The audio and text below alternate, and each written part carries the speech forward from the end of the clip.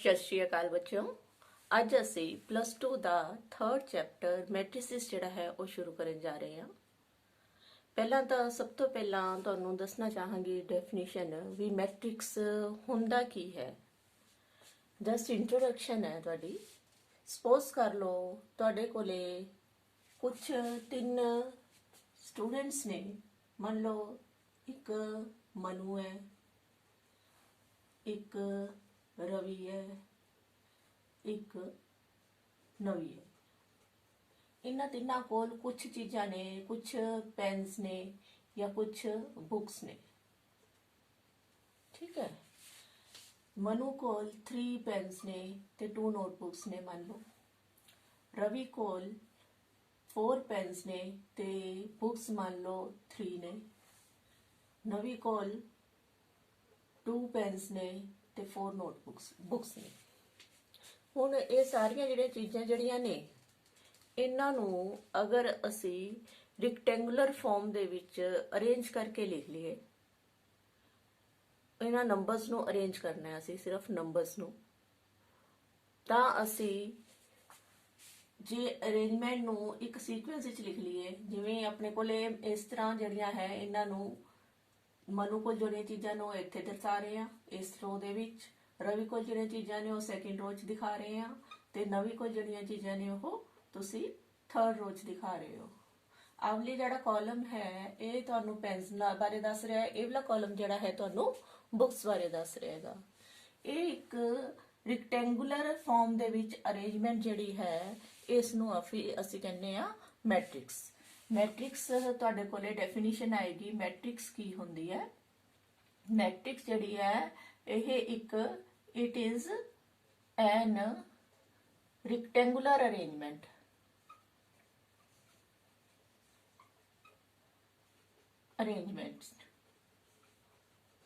of numbers the regular arrangement ਹੈ। Number ਨੂੰ ਛੱਡ ਕੇ ਇੱਥੇ ਜ਼ਰੂਰੀ ਨਹੀਂ ਹੈ ਕਿ ਨੰਬਰਸ ਹੀ ਹੋਣ, ਨੰਬਰਸ ਦੀ ਥਾਂ ਤੇ ਫੰਕਸ਼ਨ ਵੀ ਹੋ ਸਕਦਾ ਹੈ ਕੋਈ, ਔਰ ਫੰਕਸ਼ਨ ਜਿਵੇਂ ਆ ਇੱਕ ਮੈਟ੍ਰਿਕਸ ਲਿਖੀ ਹੈ ਤੁਸੀਂ, ਇਹ ਹੈਗੀ ਹੈ ਇਹਦੇ 'ਚ ਆ ਸਾਰੇ ਕੀ ਨੇ ਨੰਬਰਸ ਨੇ। ਹੋ ਸਕਦਾ ਇਸੇ ਤਰ੍ਹਾਂ ਹੀ ਕੋਈ ਹੋਰ ਮੈਟ੍ਰਿਕਸ ਹੋਵੇ ਜਿਹਦੇ ਵਿੱਚ ਨੰਬਰਸ ਨਾ ਹੋ ਕੇ ਫੰਕਸ਼ਨ ਹੋਣ। ਫੰਕਸ਼ਨ ਕਿਵੇਂ? ਜੇ ਮੰਨ ਲਓ ਇੱਥੇ x² + 1 ਇੱਕ ਹੈ, ਇੱਥੇ x ਹੈ, ਇੱਥੇ ਤੁਹਾਡੇ ਕੋਲੇ cos x ਆ ਗਿਆ, ਇੱਧਰ ਆਪਣੇ ਕੋਲੇ 3 ਆ ਗਿਆ। ਇਹ ਵੀ ਇੱਕ ਰੈਕਟੈਂਗੂਲਰ ਅਰੇਂਜਮੈਂਟ ਹੀ ਹੈ, ਪਰ ਇਹਦੇ ਵਿੱਚ ਨੰਬਰਸ ਦੀ ਬਜਾਏ ਕੀ ਨੇ ਕੋਈ ਫੰਕਸ਼ਨਸ ਨੇ। ਇਹ ਤਾਂ ਗੱਲ ਹੋਈ ਮੈਟ੍ਰਿਕਸ ਦੀ। ਮੈਟ੍ਰਿਕਸ ਕੀ ਹੈ? ਮੈਟ੍ਰਿਕਸ ਇੱਕ ਰੈਕਟੈਂਗੂਲਰ ਅਰੇਂਜਮੈਂਟ ਹੈ, ਨੰਬਰਸ ਵੀ ਹੋ ਸਕਦੇ ਆ ਉਸ ਦੇ ਵਿੱਚ ਜਾਂ ਫੰਕਸ਼ਨ ਵੀ ਹੋ ਸਕਦੇ ਨੇ। ਦੂਜੀ ਗੱਲ, ਹੁਣ ਆਪਾਂ ਗੱਲ ਕਰਾਂਗੇ ਐਲੀਮੈਂਟਸ ਬਾਰੇ। ਐਲੀਮੈਂਟਸ ਜਿਹੜੇ ਨੇ ਜਿਨ੍ਹਾਂ ਨੰਬਰਸ ਤੋਂ ਜਾਂ ਜਿਨ੍ਹਾਂ ਫੰਕਸ਼ਨਸ ਤੋਂ ਮਿਲ ਕੇ ਮੈਟ੍ਰਿਸਿਸ ਬਣਦੀ ਹੈ ਉਹ ਇਸ ਦੇ ਕੀ ਹੋ ਗਏ? ਐਲੀਮੈਂਟ ਹੋ ਗਏ। ਜਿਵੇਂ ਇਹਲੀ ਮੈਟ੍ਰਿਕਸ ਦੇ ਵਿੱਚ 3 ਇਸ ਦਾ ਐਲੀਮੈਂਟ ਹੈ, 2 ਵੀ ਇਹਦਾ ਐਲੀਮੈਂਟ ਹੈ, 4 ਵੀ ਇਹਦਾ ਐਲੀਮੈਂਟ ਹੈ, 3 ਐਲੀਮੈਂਟ ਹੈ, 2 ਹੈ ਤੇ 4 ਹੈ। ਇਹ ਜਿਹੜੇ ਨੇ ਇਸ ਦੇ ਕੀ ਨੇ? ਐਲੀਮੈਂਟਸ ਨੇ। ਉਸੇ ਤਰ੍ਹਾਂ ਹੀ ਇਹ ਵੀ ਇੱਕ ਐਲੀਮੈਂਟ ਹੋ ਗਿਆ, ਇਹ ਵੀ ਇੱਕ ਐਲੀਮੈਂਟ ਹੈ, cos x ਵੀ ਇੱਕ ਐਲੀਮੈਂਟ ਹੈ, 3 ਵੀ ਇੱਕ ਐਲੀਮੈਂਟ ਹੈ। ਜਿਨ੍ਹਾਂ ਤੋਂ ਮਿਲ ਕੇ ਕੋਈ ਮੈਟ੍ਰਿਕਸ ਬਣੀ ਹੈ ਉਹ ਉਸਦੇ ਕੀ ਨੇ? ਐਲੀਮੈਂਟਸ ਹੋਣਗੇ। ਇਹਨਾਂ ਨੂੰ ਮੈਟ੍ਰਿਕਸ ਨੂੰ ਦਰਸਾਉਣ ਦੇ ਲਈ ਆਪਾਂ ਸਕੁਅਰ ਬ੍ਰੈਕਟ ਵੀ ਯੂਜ਼ ਕਰਦੇ ਹਾਂ, ਕਈ ਬੁక్స్ ਦੇ ਵਿੱਚ ਰਾਉਂਡ ਬ੍ਰੈਕਟ ਵੀ ਯੂਜ਼ ਕੀਤੀ ਹੁੰਦੀ ਹੈ। ਐਲੀਮੈਂਟਸ ਜਿਹੜੇ ਨੇ, ਐਲੀਮੈਂਟਸ ਨੂੰ ਸਮਾਲ a ਨਾਲ ਰਿਪਰੈਜ਼ੈਂਟ ਕਰਕੇ i ਤੇ j ਲਿਖਿਆ ਜਾਂਦਾ ਹੈ। ਹੁਣ i ਕੀ ਹੈ ਤੇ j ਕੀ ਹੈ ਉਹ ਤੁਹਾਨੂੰ ਪਤਾ ਹੋਣਾ ਚਾਹੀਦਾ। ਤੇ ਐਲੀਮੈਂਟਸ ਨੂੰ ਕਿਵੇਂ ਰਿਪਰੈਜ਼ੈਂਟ ਕਰਦੇ ਆ, ਮੈਟ੍ਰਿਕਸ ਨੂੰ ਕਿਵੇਂ ਰਿਪਰੈਜ਼ੈਂਟ ਕਰਦੇ ਆ, ਅਗਰ ਆਪਣੇ ਕੋਲੇ ਇਹ ਐਲੀਮੈਂਟਸ ਦਿੱਤੇ ਹੋਣ ਤੁਹਾਨੂੰ ਕਿਸ ਫਾਰਮ ਦੇ ਵਿੱਚ ਲਿਖਦੇ ਆ, ਕਿਵੇਂ ਲਿਖਦੇ ਆ, ਉਹਨੂੰ ਜਾਣਨ ਦੇ ਲਈ ਪਹਿਲਾਂ ਤੁਹਾਨੂੰ ਆਰਡਰ ਬਾਰੇ ਪਤਾ ਹੋਣਾ ਚਾਹੀਦਾ ਹੈ।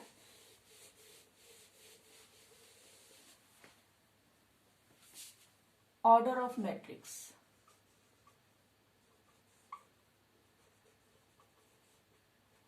ਪਹਿਲਾਂ ਮੈਟ੍ਰਿਕਸ ਦਾ ਆਰਡਰ ਕੀ ਹੁੰਦਾ ਹੈ? ਹੁਣ ਤੁਹਾਨੂੰ ਦੱਸਿਆ ਕਿ ਮੈਟ੍ਰਿਕਸ ਲਿਖਣ ਦੇ ਲਈ ਆਪਾਂ ਨੇ ਇੱਕ ਅਰੇਂਜਮੈਂਟ ਕਰ ਲਈ ਕੁਛ ਆਪਣੇ ਕੋਲੇ ਉਹਦੇ ਵਿੱਚ ਜਦੋਂ ਵੀ ਆਪਾਂ ਨੇ ਕੋਈ ਮੈਟ੍ਰਿਕਸ ਲਿਖਣੀ ਹੈ ਉਸ ਦੇ ਵਿੱਚ ਇਸ ਤਰ੍ਹਾਂ ਕੁਛ ਜਿਹੜੀਆਂ ਨੇ ਵੈਲਿਊਜ਼ ਨੇ ਆਪਾਂ ਹੌਰੀਜ਼ੌਂਟਲੀ ਲਿਖਾਂਗੇ, ਕਿਸੇ ਚੀਜ਼ ਨੂੰ ਹੌਰੀਜ਼ੌਂਟਲੀ ਰਿਪਰੈਜ਼ੈਂਟ ਕਰਾਂਗੇ। ਜਿਵੇਂ ਆਪਾਂ ਨਾਮ ਲਿਖੇ ਸੀ, ਇਹਨਾਂ ਨੂੰ ਹੌਰੀਜ਼ੌਂਟਲੀ ਰਿਪਰੈਜ਼ੈਂਟ ਕੀਤਾ ਸੀਗਾ। ਜਿਹੜੀਆਂ ਉਹਨਾਂ ਕੋਲ ਬੁੱਕਸ ਤੇ ਪੈਨ ਵਗੈਰਾ ਸੀ ਉਹਨਾਂ ਨੂੰ ਅਸੀਂ ਵਰਟੀਕਲੀ ਲਿਖਿਆ ਸੀ, ਠੀਕ ਹੈ। ਤਾਂ ਇਸ ਤਰ੍ਹਾਂ ਜਿਹੜਾ ਹੈ ਇਹ ਜਿਹੜੀਆਂ ਹੌਰੀਜ਼ੌਂਟਲੀ ਲਿਖੀਆਂ ਹੋਈਆਂ ਨੇ ਇਹਨਾਂ ਨੂੰ ਅਸੀਂ ਰੋਜ਼ ਲਿਖਦੇ ਹਾਂ। ਹੌਰੀਜ਼ੌਂਟਲ ਲਾਈਨ ਜਿਹੜੀ ਹੈ ਉਹਨੂੰ ਰੋ ਕਹਿੰਦੇ ਆ। ਜਿਵੇਂ ਆ ਫਸਟ रो ਹੋਗੀ, ਆ ਦੂਸਰੀ हॉरिजॉन्टल लाइन है, ये सेकंड रो है, ये तीसरी हॉरिजॉन्टल लाइन है, इनू थर्ड रो लिखांगे। ਜਿਹੜੀਆਂ वर्टिकल लाइन्स ने उस ਨੂੰ ਅਸੀਂ ਕਹਿੰਦੇ ਹਾਂ फर्स्ट कॉलम, या फिर ਜਿਹੜੀ सेकंड ਜਿਹੜੀ वर्टिकल लाइन है ਉਹਨੂੰ ਕਹਾਂਗੇ सेकंड कॉलम।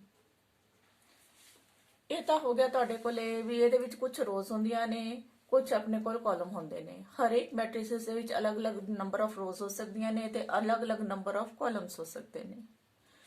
ਸਪੋਜ਼ ਕਰ ਲਿਆ ਕੋਈ ਇੱਕ ਮੈਟ੍ਰਿਕਸ ਹੈ ਇਹ ਮੈਟ੍ਰਿਕਸ ਹੈ has m number of rows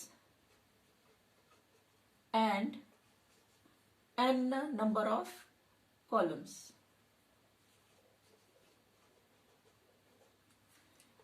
ਆਪਾਂ ਨੂੰ ਨਹੀਂ ਪਤਾ, ਜਿਵੇਂ ਕਈ ਨੇ 1 ਹੈ 2 ਹੈ 3 ਹੈ 4 ਹੈ, m ਦੀ ਵੈਲਿਊ ਜੋ ਮਰਜ਼ੀ ਹੋ ਸਕਦੀ ਹੈ, n ਦੀ ਵੈਲਿਊ ਵੀ ਕੁਝ ਮਰਜ਼ੀ ਹੋ ਸਕਦੀ ਹੈ, ਨੰਬਰ ਆਫ ਰੋਜ਼ ਵੀ ਜਿੰਨੀਆਂ ਮਰਜ਼ੀ ਹੋ ਸਕਦੀਆਂ ਨੇ, ਨੰਬਰ ਆਫ ਕਾਲਮਸ ਵੀ ਜਿੰਨੇ ਮਰਜ਼ੀ ਹੋ ਸਕਦੇ ਨੇ।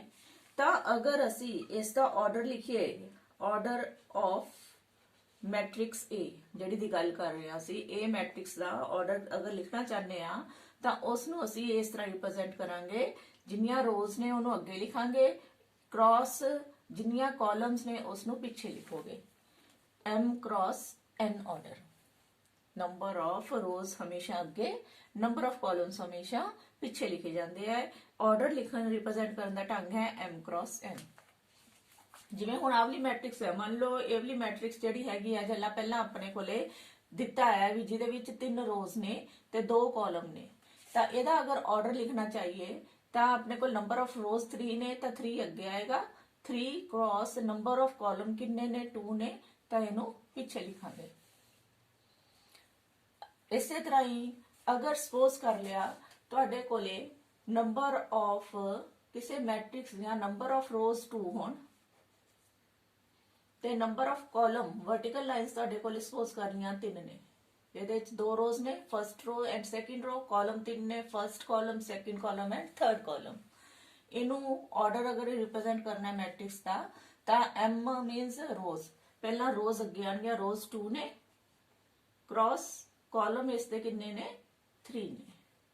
ਤੁਹਾਨੂੰ ਇਹ ਚੀਜ਼ ਆਰਡਰ ਜਿਹੜਾ ਹੈ ਲਿਖਣਾ ਆਣਾ ਚਾਹੀਦਾ ਹੈ। ਹਮੇਸ਼ਾ ਨੰਬਰ ਆਫ ਰੋਜ਼ ਜਿਹੜੀਆਂ ਨੇ ਅੱਗੇ ਲੈਣੀਆਂ ਨੇ ਤੇ ਨੰਬਰ ਆਫ ਕਾਲਮਸ ਜਿਹੜੇ ਨੇ ਉਹ ਪਿੱਛੇ ਲੈਣੇ ਨੇ। ਉਸ ਤੋਂ ਬਾਅਦ ਅਸੀਂ ਆਰਡਰ ਦੀ ਗੱਲ ਕਰਨ ਤੋਂ ਬਾਅਦ ਐਲੀਮੈਂਟਸ ਤੇ ਆ ਜਾਂਦੇ ਆ। ਹੁਣ ਐਲੀਮੈਂਟਸ ਦੱਸੇ ਸੀ, ਐਲੀਮੈਂਟ ਕੀ ਨੇ?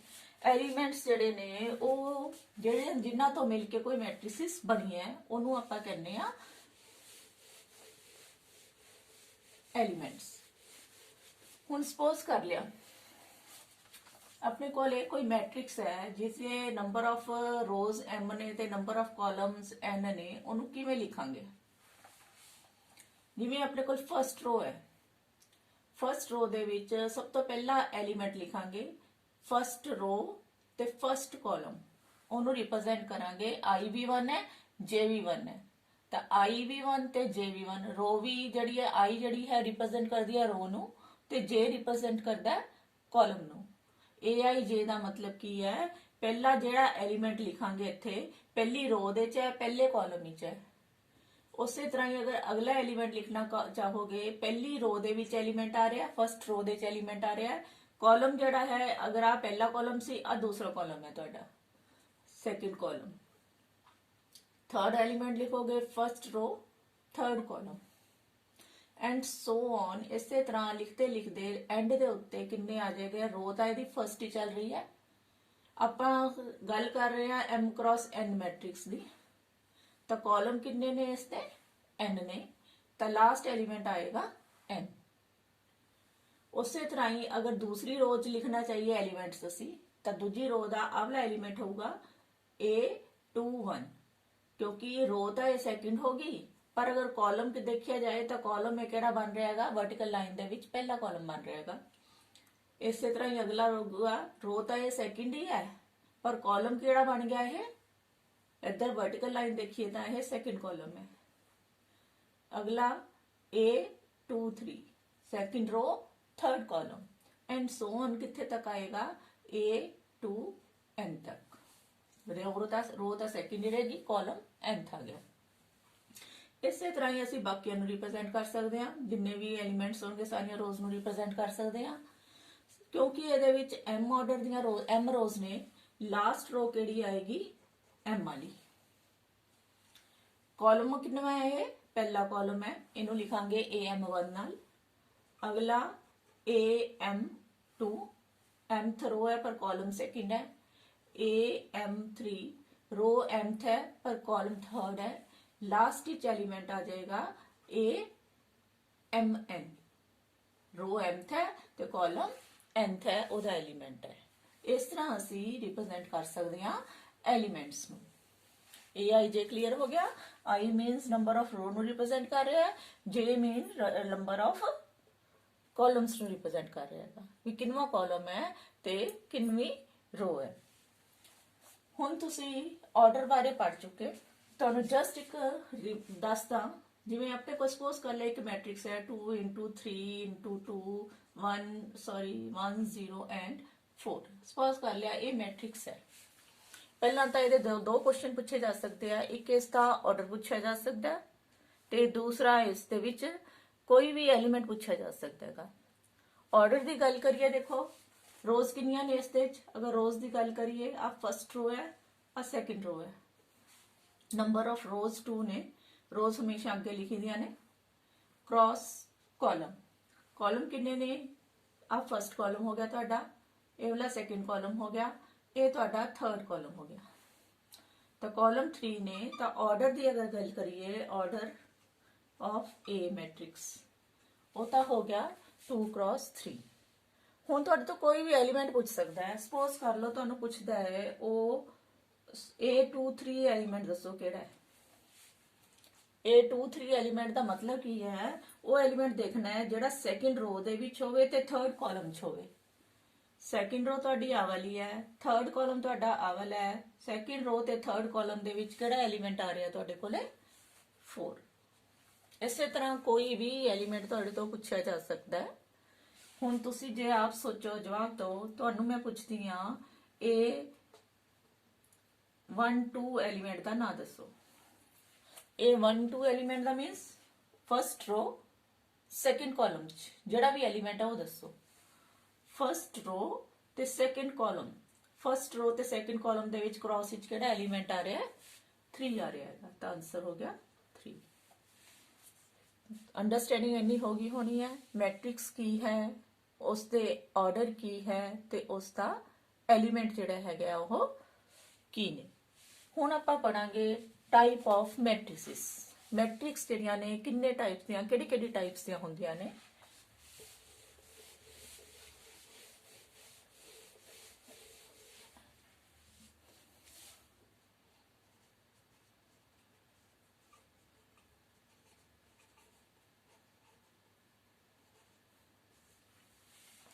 ਹੁਣ ਦੇਖੋ ਟਾਈਪਸ ਦੇ ਵਿੱਚ ਸਭ ਤੋਂ ਪਹਿਲਾਂ ਤੁਸੀਂ ਗੱਲ ਕਰੋਗੇ ਕਾਲਮ ਮੈਟ੍ਰਿਕਸ ਬਾਰੇ।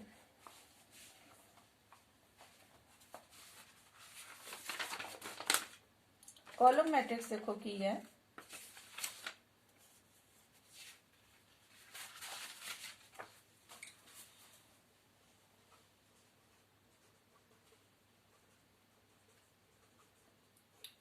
a matrix which has only one column ਉਹ ਮੈਟ੍ਰਿਕਸ ਜਿਸ ਦੇ ਵਿੱਚ ਸਿਰਫ ਇੱਕ ਹੀ ਕਾਲਮ ਹੁੰਦਾ ਹੈ ਉਸ ਨੂੰ ਕਾਲਮ ਮੈਟ੍ਰਿਕਸ ਕਹਿੰਦੇ ਆ।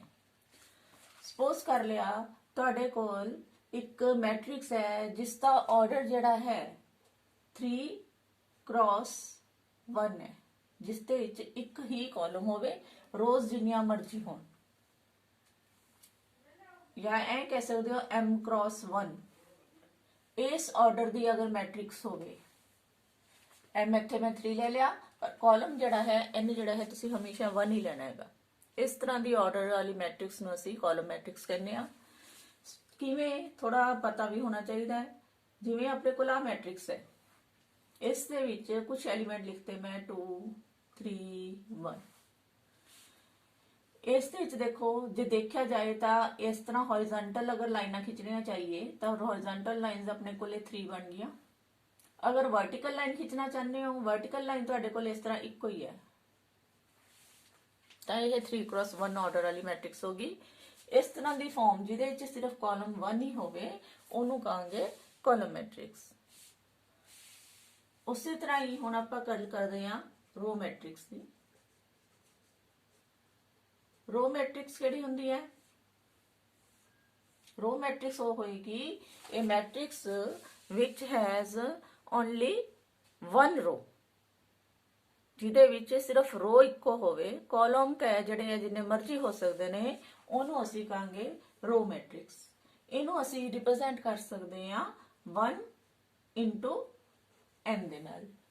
n ਜਿਹੜਾ ਹੈ ਇਹਦੀ ਵੈਲਿਊ ਕੁਝ ਵੀ ਹੋ ਸਕਦੀ ਹੈ। ਸਪੋਜ਼ ਕਰ ਲਿਆ 1 into 4 ਵਾਲੀ ਅਸੀਂ ਲੈ ਲੈਂਦੇ ਆ, n4 ਲੈ ਲੈਂਦੇ ਆ।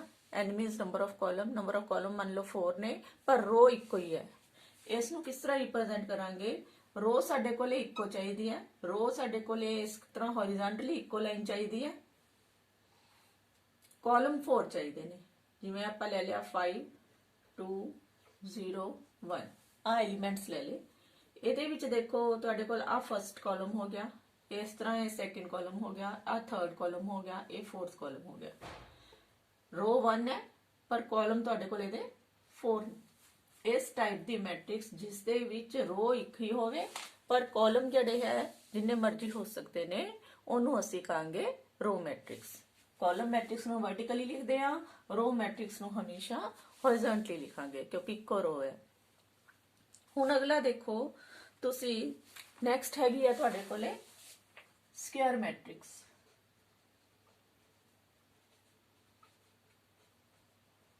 ਸਕੁਅਰ ਮੈਟ੍ਰਿਕਸ ਕੀ ਹੁੰਦੀ ਹੈ? ਅਸੀਂ ਹੁਣੇ ਪੜਿਆ ਹੈ ਕਿ ਕੋਈ ਮੈਟ੍ਰਿਕਸ ਹੈ ਜਿਸ ਦਾ ਆਰਡਰ m cross n ਹੋਵੇ, ਰੈਕਟੈਂਗੂਲਰ ਫਾਰਮ ਦੇ ਵਿੱਚ ਮੈਟ੍ਰਿਕਸ ਹੁੰਦੀ ਹੈ, ਉਹ ਰੈਕਟੈਂਗੂਲਰ ਮੈਟ੍ਰਿਕਸ ਹੈ। ਪਰ ਕੋਈ ਮੈਟ੍ਰਿਕਸ ਰੈਕਟੈਂਗੂਲਰ ਮੈਟ੍ਰਿਕਸ ਜਿਸ ਦਾ ਆਰਡਰ m cross n ਹੈ, ਉਹਦੇ ਵਿੱਚ ਅਗਰ m n ਹੋ ਜਾਏ, m n ਦਾ ਮਤਲਬ ਕੀ ਹੈ? Number of rows equal to ਹੋ ਜਾਣ ਨੰਬਰ ਆਫ ਕਾਲਮ ਦੇ, ਤਾਂ ਉਹ ਕਿਹੜੀ ਮੈਟ੍ਰਿਕਸ ਬਣ ਜਾਏਗੀ? ਤੁਹਾਡੇ ਕੋਲ ਸਕੁਅਰ ਮੈਟ੍ਰਿਕਸ ਬਣ ਜਾਏਗੀ। ਸਪੋਜ਼ ਕਰ ਲਿਆ ਜਿਵੇਂ ਇੱਕ ਮੈਟ੍ਰਿਕਸ ਹੈ ਜਿਸ ਦੇ ਵਿੱਚ 2 ਰੋਜ਼ ਨੇ ਤੇ 2 ਹੀ ਕਾਲਮ ਨੇ, ਜਿਵੇਂ 3 2 1 0, ਇਹਦੇ ਵਿੱਚ 2 ਰੋਜ਼ ਨੇ ਤੇ 2 ਹੀ ਕਾਲਮ ਨੇ, ਇਹ ਹੋਗੀ ਤੁਹਾਡੇ ਕੋਲੇ ਸਕੁਅਰ ਮੈਟ੍ਰਿਕਸ। ਜਾਂ ਫਿਰ ਜਿਹਦੇ ਵਿੱਚ 3 ਰੋਜ਼ ਹੋਣ ਤੇ 3 ਕਾਲਮ ਹੋਣ, ਜਿਵੇਂ 1 0 3 2 1 0 -1 3 2 3, ਇਸ ਤਰ੍ਹਾਂ ਦੀ ਮੈਟ੍ਰਿਕਸ ਹੈ। ਇਹਦੇ ਵਿੱਚ 3 ਤਾਂ ਤੁਹਾਡੇ ਕੋਲੇ ਰੋਜ਼ ਹੋ ਗਈਆਂ ਤੇ ਕਾਲਮ 1 2 ਐਂਡ 3, ਕਾਲਮ ਤੁਹਾਡੇ ਕੋਲ 3 ਹੋ ਗਏ। ਇਸ ਤਰ੍ਹਾਂ ਦੀ ਮੈਟ੍ਰਿਕਸ ਨੂੰ ਕਹਾਂਗੇ ਅਸੀਂ ਸਕੁਅਰ ਮੈਟ੍ਰਿਕਸ। ਨੈਕਸਟ ਦੇਖੋ, ਅਗਲੀ ਟਾਈਪ ਦੀ ਜਿਹੜੀ ਮੈਟ੍ਰਿਕਸ ਹੈ ਉਹ ਹੈ ਤੁਹਾਡੇ ਕੋਲ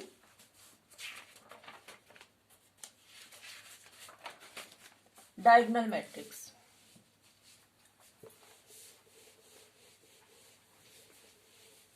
ਡਾਇਗਨਲ ਮੈਟ੍ਰਿਕਸ ਕਿਹੜੀ ਹੁੰਦੀ ਹੈ?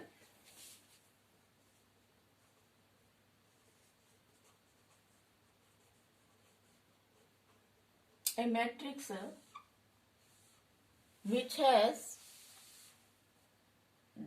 only diagonal elements and non-diagonal elements ਜਿਹੜੇ ਹੈ 0 ਹੋਣ, ਉਹ ਜਿਹੜੀ ਮੈਟ੍ਰਿਕਸ ਹੈ ਉਸ ਨੂੰ ਅਸੀਂ ਡਾਇਗਨਲ ਮੈਟ੍ਰਿਕਸ ਕਹਾਂਗੇ। ਡਾਇਗਨਲ ਐਲੀਮੈਂਟਸ ਕਿਹੜੇ ਹੁੰਦੇ ਨੇ? ਡਾਇਗਨਲ ਐਲੀਮੈਂਟ ਹੁੰਦੇ ਜਿਵੇਂ ਤੁਹਾਡੇ ਕੋਲ ਆ ਇੱਕ ਰੈਕਟੈਂਗੂਲਰ ਫਾਰਮ ਦੇ ਵਿੱਚ ਹੈਗੀ ਹੈ, ਇਸ ਦੇ ਵਿੱਚ ਆ ਜਿਹੜੇ ਐਲੀਮੈਂਟ ਹੋਣਗੇ ਡਾਇਗਨਲੀ ਜਿਹੜੇ ਹੁੰਦੇ ਨੇ ਐਲੀਮੈਂਟ, ਇਹਨਾਂ ਨੂੰ ਕਹਿੰਦੇ ਆ ਅਸੀਂ ਡਾਇਗਨਲ ਐਲੀਮੈਂਟਸ। ਹੁਣ ਤੁਹਾਡੇ ਕੋਲ ਸਪੋਜ਼ ਕਰ ਲਓ ਇੱਕ ਮੈਟ੍ਰਿਕਸ ਹੈ, ਇਹਦੇ ਵਿੱਚ ਆ ਡਾਇਗਨਲ ਐਲੀਮੈਂਟਸ ਜਿਹੜੇ ਨੇ, ਸਪੋਜ਼ ਕਰ ਲਿਆ ਇੱਥੇ 2 ਹੈ, ਇੱਥੇ 1 ਹੈ, ਇੱਥੇ 3 ਹੈ, ਇੱਥੇ ਐਨੀ ਲੈਟਰ ਹੈ -4 ਹੈ, ਕੁਛ ਹੈ, ਇਹ ਡਾਇਗਨਲ ਐਲੀਮੈਂਟਸ ਨੇ। ਇਸ ਤੋਂ ਇਲਾਵਾ ਬਾਕੀ ਜਿਹੜੇ ਐਲੀਮੈਂਟਸ ਨੇ ਇਸ ਦੇ ਉਹ 0 ਹੋ ਜਾਣ। ਡਾਇਗਨਲ ਐਲੀਮੈਂਟਸ ਹੀ ਹੋਣੇ ਚਾਹੀਦੇ ਨੇ। ਨਾਨ ਡਾਇਗਨਲ ਐਲੀਮੈਂਟਸ ਜਿਹੜੇ ਨੇ ਉਹ ਅਗਰ 0 ਨੇ ਤਾਂ ਇਸ ਤਰ੍ਹਾਂ ਦੀ ਮੈਟ੍ਰਿਕਸ ਨੂੰ ਅਸੀਂ ਕਹਾਂਗੇ ਡਾਇਗਨਲ ਮੈਟ੍ਰਿਕਸ। ਉਸ ਤੋਂ ਬਾਅਦ ਨੈਕਸਟ ਹੈ ਤੁਹਾਡੀ ਡਾਇਗਨਲ ਮੈਟ੍ਰਿਕਸ ਤੋਂ ਬਾਅਦ ਅਸੀਂ ਗੱਲ ਕਰਾਂਗੇ ਸਕੇਲਰ ਮੈਟ੍ਰਿਕਸ ਦੀ। ਸਕੇਲਰ ਮੈਟ੍ਰਿਕਸ ਕੀ ਹੁੰਦੀ ਹੈ? ਇਹ ਹੁੰਦੀ ਤਾਂ ਡਾਇਗਨਲ ਮੈਟ੍ਰਿਕਸ ਹੀ ਹੈ, ਪਰ ਇਹਦੇ ਵਿੱਚ ਡਾਇਗਨਲ ਐਲੀਮੈਂਟ ਜਿਹੜੇ ਨੇ, ਇਹਦੇ ਵਿੱਚ ਤੁਸੀਂ ਡਾਇਗਨਲ ਮੈਟ੍ਰਿਕਸ ਦੇਖੇ ਸੀ ਵੀ ਐਲੀਮੈਂਟ ਜਿਹੜੇ ਸੀ ਸਾਰੇ ਡਿਫਰੈਂਟ ਸੀਗੇ, ਪਰ ਸਕੇਲਰ ਮੈਟ੍ਰਿਕਸ ਦੇ ਵਿੱਚ ਡਾਇਗਨਲ ਐਲੀਮੈਂਟਸ ਜਿਹੜੇ ਨੇ ਉਹ ਇਕੁਅਲ ਹੁੰਦੇ ਨੇ। ਜਿਵੇਂ ਸਪੋਜ਼ ਕਰ ਲਿਆ ਇੱਥੇ ਤੁਹਾਡੇ ਕੋਲੇ 3 ਹੈ, ਇੱਧਰ ਵੀ ਡਾਇਗਨਲ ਐਲੀਮੈਂਟ 3 ਹੈ, ਇੱਧਰ ਵੀ ਡਾਇਗਨਲ ਐਲੀਮੈਂਟ 3 ਹੈ। ਨਾਨ ਡਾਇਗਨਲ ਐਲੀਮੈਂਟਸ ਜਿਹੜੇ ਨੇ ਉਹ ਕੀ ਹੋਣਗੇ? ਸਾਰੇ 0 ਹੋਣਗੇ। ਇਹ ਮੈਂ ਤੁਹਾਨੂੰ 3x3 ਵਾਲੀ ਲੈ ਕੇ ਦਿਖਾਈ ਹੈ। 3 ਰੋਜ਼ ਨੇ ਇਹਦੇ, 3 ਕਾਲਮ ਨੇ। ਇਸ ਤਰ੍ਹਾਂ ਦੀ ਹੈ ਜਿਹਦੇ ਵਿੱਚ ਡਾਇਗਨਲ ਐਲੀਮੈਂਟ ਹੋਣ ਸੇਮ। ਹੋ ਸਕਦਾ ਹੈ ਆਪਣੇ ਕੋਲੇ ਇਸ ਤਰ੍ਹਾਂ ਹੋਵੇ, ਸਾਰੇ ਆਪਣੇ ਕੋਲੇ ਇੱਥੇ 1 0 0 0 0 1 0 0 0 0 1 0 0 0 0 1 ਇਸ ਤਰ੍ਹਾਂ ਦੀ ਹੈ। ਇਹ ਵੀ ਡਾਇਗਨਲ ਹੀ ਆਪਣੇ ਕੋਲੇ ਸਕੇਲਰ ਮੈਟ੍ਰਿਕਸ ਹੈ ਕਿਉਂਕਿ ਈਚ ਐਲੀਮੈਂਟ ਜਿਹੜਾ ਹੈ 1 ਹੈ। ਪਰ ਇਹਦੇ ਵਿੱਚ ਇੱਕ ਹੋਰ ਚੀਜ਼ ਆ ਗਈ, ਇਹਦੇ ਵਿੱਚ ਹਰੇਕ ਐਲੀਮੈਂਟ ਜਿਹੜਾ ਹੈ ਕਿਉਂਕਿ 1 ਹੈ, ਇਹ ਵਾਲੀ ਮੈਟ੍ਰਿਕਸ ਜਿਹੜੀ ਹੋਏਗੀ ਇਹ ਜੀ ਮੈਟ੍ਰਿਕਸ ਜਿਹਦੇ ਚ ਹਰੇਕ ਡਾਇਗਨਲ ਐਲੀਮੈਂਟ ਅਗਰ ਕੋਈ ਹੋਰ ਅੱਖਰ ਨੂੰ ਛੱਡ ਕੇ 1 ਆ ਜਾਂਦਾ ਹੈਗਾ। ਸਕੇਲਰ ਮੈਟ੍ਰਿਕਸ ਦਾ ਸਾਰੇ ਅੱਖਰ ਸੇਮ ਹੋਣ, ਜਿਵੇਂ 3 ਵੀ ਹੋ ਸਕਦਾ ਹੈ, 4 ਵੀ ਹੋ ਸਕਦਾ ਹੈ, -2 ਵੀ ਹੋ ਸਕਦਾ ਹੈ, ਕੁਝ ਵੀ ਹੋ ਸਕਦਾ ਹੈ। ਇਹਦੇ ਵਿੱਚ ਹਰੇਕ ਐਲੀਮੈਂਟ 1 ਹੈ, ਇਹਨੂੰ ਕਹਾਂਗੇ ਆਈਡੈਂਟੀਟੀ ਮੈਟ੍ਰਿਕਸ, ਜਿਸ ਦੇ ਵਿੱਚ ਡਾਇਗਨਲ ਐਲੀਮੈਂਟਸ ਜਿਹੜੇ ਨੇ ਉਹ 1 ਹੋਏ, ਉਸ ਨੂੰ ਕਹਿੰਦੇ ਆ ਆਇਡੈਂਟੀ ਮੈਟ੍ਰਿਕਸ। ਇਹ ਕਈ ਆਰਡਰ ਦੀ ਹੋ ਸਕਦੀ ਹੈ, ਹੋ ਸਕਦਾ ਹੈ 1x1 ਆਰਡਰ ਦੀ ਹੋਵੇ ਆਇਡੈਂਟੀ ਮੈਟ੍ਰਿਕਸ। ਸਕੁਅਰ ਮੈਟ੍ਰਿਕਸ ਇਹਦੇ ਲਈ ਆਇਡੈਂਟੀ ਮੈਟ੍ਰਿਕਸ ਤਾਂ ਹੀ ਹੁੰਦੀ ਹੈ ਅਗਰ ਉਹ ਸਕੁਅਰ ਮੈਟ੍ਰਿਕਸ ਹੋਵੇ। ਸਕੁਅਰ ਮੈਟ੍ਰਿਕਸ ਦੀ ਥਾਂ ਤੇ ਅਗਰ ਰੈਕਟੈਂਗੂਲਰ ਮੈਟ੍ਰਿਕਸ ਹੋਵੇ ਫਿਰ ਨਹੀਂ, ਫਿਰ ਅਸੀਂ ਉਸਨੂੰ ਆਇਡੈਂਟੀ ਮੈਟ੍ਰਿਕਸ ਇਸ ਫਾਰਮ 'ਚ ਨਹੀਂ ਲਿਖ ਸਕਦੇ। ਆਇਡੈਂਟੀ ਮੈਟ੍ਰਿਕਸ ਜਿਹੜੀ ਹੈ ਇੱਕ ਸਕੁਅਰ ਮੈਟ੍ਰਿਕਸ ਹੈ ਜਿਸ ਦੇ ਵਿੱਚ ਡਾਇਗਨਲ ਐਲੀਮੈਂਟਸ ਜਿਹੜੇ ਨੇ ਹਮੇਸ਼ਾ 1 ਹੁੰਦਾ ਹੈ। ਜਿਵੇਂ ਅਗਰ 1x1 ਦੀ ਗੱਲ ਕਰੀਏ, ਇਹਦੇ 'ਚ ਇੱਕੋ ਐਲੀਮੈਂਟ ਹੈ, ਇੱਕੋ ਰੋ ਹੈ ਤੇ ਇੱਕੋ ਕਾਲਮ ਹੈ, ਇਹ ਹੋਗੀ I1 ਆਇਡੈਂਟੀ matrix of order 1। 2x2 ਵਾਲੀ ਮੈਟ੍ਰਿਕਸ ਅਗਰ ਲਿਖਣੀ ਹੈ, ਆਇਡੈਂਟੀ ਮੈਟ੍ਰਿਕਸ ਲਿਖਣੀ ਹੈ, ਅਗਰ I2 ਲਿਖਣਾ ਚਾਹੁੰਦੇ ਹੋ ਤੁਸੀਂ, ਉਹ ਕਿਵੇਂ ਲਿਖੋਗੇ? ਆ ਡਾਇਗਨਲ ਐਲੀਮੈਂਟ ਹੋ ਗਏ 1 1, ਬਾਕੀ ਹੋ ਗਏ ਇਹਦੇ 0, ਇਹ ਹੋਗੀ ਤੁਹਾਡੇ ਕੋਲੇ I2। ਅਗਰ 3x3 ਵਾਲੀ ਲਿਖਣਾ ਚਾਹੁੰਦੇ ਹੋ ਆਇਡੈਂਟੀ ਮੈਟ੍ਰਿਕਸ ਤਾਂ ਉਹ ਹੋਏਗੀ ਤੁਹਾਡੇ ਕੋਲੇ I3, ਐਲੀਮੈਂਟ ਡਾਇਗਨਲ ਐਲੀਮੈਂਟ 1 1 1, ਬਾਕੀ ਜਿਹੜੇ ਨੇ ਉਹ ਤੁਹਾਡੇ ਕੋਲੇ 0, ਇਹ ਹੋਗੀ ਤੁਹਾਡੇ ਕੋਲੇ I3। ਇਹ ਜਿਹੜੀ ਆ ਮੈਂ ਪਹਿਲਾਂ ਲਿਖੀ ਸੀ ਇਹਦੇ ਚ 4 ਰੋਜ਼ ਨੇ ਤੇ 4 ਹੀ ਕਾਲਮ ਨੇ ਤੁਹਾਡੇ ਕੋਲੇ। ਇਹ ਹੈ 4x4 ਆਰਡਰ ਵਾਲੀ, ਤਾਂ ਇਹਨੂੰ ਲਿਖਾਂਗੇ ਅਸੀਂ I4। ਐਂਡ ਲਾਸਟ ਮੈਟ੍ਰਿਕਸ ਜਿਹਦੇ ਬਾਰੇ ਅਸੀਂ ਗੱਲ ਕਰਾਂਗੇ ਉਹ ਹੈ ਜ਼ੀਰੋ ਮੈਟ੍ਰਿਕਸ। ਜਿਵੇਂ ਆਇਡੈਂਟੀ ਮੈਟ੍ਰਿਕਸ ਵਿੱਚ ਦੱਸਿਆ ਤੁਹਾਨੂੰ ਮੈਂ, ਇਹ ਆਇਡੈਂਟੀ ਮੈਟ੍ਰਿਕਸ ਤਾਂ ਹੀ ਹੋਏਗੀ ਅਗਰ ਉਹ ਸਕੁਅਰ ਮੈਟ੍ਰਿਕਸ ਹੈ, ਪਰ ਜ਼ੀਰੋ ਮੈਟ੍ਰਿਕਸ ਦੇ ਲਈ ਜ਼ਰੂਰੀ ਨਹੀਂ ਹੈ ਕਿ ਉਹ ਸਕੁਅਰ ਮੈਟ੍ਰਿਕਸ ਹੀ ਹੋਵੇ, ਰੈਕਟੈਂਗੂਲਰ ਫਾਰਮ ਦੇ ਵਿੱਚ ਵੀ ਹੋ ਸਕਦੀ ਹੈ। ਪਰ ਸ਼ਰਤ ਕੀ ਹੈ, ਇਹਦੇ ਵਿੱਚ ਤਾਂ ਇਕੱਲੇ ਡਾਇਗਨਲ ਐਲੀਮੈਂਟ ਸੀਗੇ, ਡਾਇਗਨਲ ਐਲੀਮੈਂਟ ਦੀ ਗੱਲ ਹੋ ਰਹੀ ਸੀਗੀ ਵੀ 1 ਹੋਵੇ। ਇਹਦੇ ਵਿੱਚ ਸਾਰੇ ਐਲੀਮੈਂਟਸ ਹੀ ਕੀ ਹੋਣੇ ਚਾਹੀਦੇ ਨੇ? 0 ਹੋਣੇ ਚਾਹੀਦੇ ਆ। ਆਲ ਐਲੀਮੈਂਟਸ ਜਿਹੜੇ ਨੇ 0 ਹੁੰਦੇ ਨੇ। ਅਗਰ ਆਪਣੇ ਕੋਲੇ 1 ਆਰਡਰ ਵਾਲੀ ਹੈ, 1x1 ਆਰਡਰ ਵਾਲੀ ਹੈ, ਤਾਂ ਆਪਣੇ ਕੋਲੇ ਇੱਕੋ ਐਲੀਮੈਂਟ ਹੈ, 0 ਹੀ ਹੋਏਗਾ। ਅਗਰ ਆਪਣੇ ਕੋਲੇ ਸਪੋਜ਼ ਕਰ ਲਿਆ 2x3 ਆਰਡਰ ਵਾਲੀ ਮੈਟ੍ਰਿਕਸ ਹੈ, ਇਹਦੇ ਵਿੱਚ ਸਾਰੇ ਐਲੀਮੈਂਟ 0 ਹੋਣਗੇ, 2 ਰੋਜ਼ ਹੋਣਗੀਆਂ ਤੇ ਕਾਲਮ ਕਿੰਨੇ ਹੋਣਗੇ? 3 ਹੋਣਗੇ। ਇਸ ਤਰ੍ਹਾਂ ਆ 2 ਰੋਜ਼ ਨੇ, ਕਾਲਮ ਹੈਗੇ 1 2 ਤੇ 3। ਇਹ 2x3 ਆਰਡਰ ਦੀ ਜ਼ੀਰੋ ਮੈਟ੍ਰਿਕਸ ਹੈ। ਜ਼ੀਰੋ ਮੈਟ੍ਰਿਕਸ ਨੂੰ ਕੈਪੀਟਲ O ਦੇ ਨਾਲ ਰਿਪਰੈਜ਼ੈਂਟ ਕਰਦੇ ਹਾਂ। ਇਹ ਤਾਂ ਕੁਝ ਗੱਲਾਂ ਸੀ ਤੁਹਾਡੀਆਂ ਮੈਟ੍ਰਿਸਿਸ ਬਾਰੇ। ਹੁਣ ਅਸੀਂ ਐਕਸਰਸਾਈਜ਼ ਕਰਾਂਗੇ। ਅਗਲੀ ਐਕਸਰਸਾਈਜ਼ ਉਸ ਤੋਂ ਪਹਿਲਾਂ ਤੁਸੀਂ ਆ ਸਾਰੀਆਂ ਗੱਲਾਂ ਜਿਹੜੀਆਂ ਸਮਰਾਈਜ਼ ਕਰੋ। ਅਗਲੇ ਲੈਕਚਰ ਦੇ ਵਿੱਚ ਅਸੀਂ ਇਸ ਐਕਸਰਸਾਈਜ਼ ਦੇ ਕੁਐਸਚਨ ਜਿਹੜੇ ਹੈ ਕਰਾਂਗੇ 3.1 ਦੇ। Thank you.